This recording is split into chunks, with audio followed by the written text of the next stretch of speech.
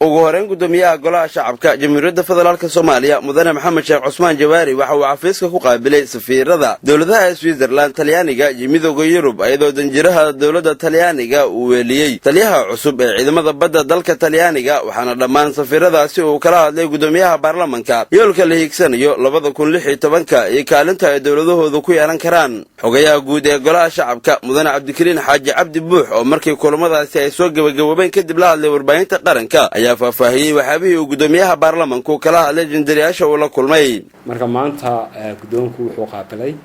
safiirka Switzerland, safiirka EU, safiirka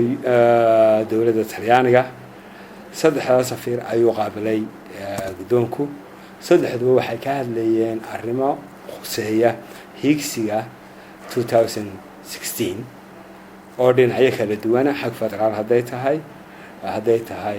new dealki hadday tahay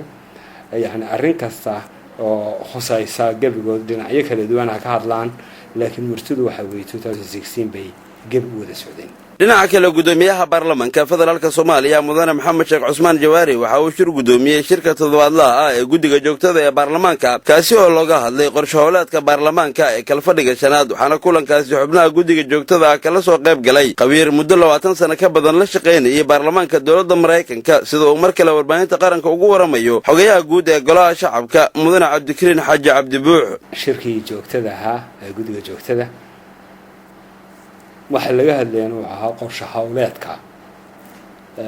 uu baarlamaanka federaalka Soomaaliyeed fadhigiisa shanaad sidoo uu howlgalayo oo howlgalidaasi markaa waxa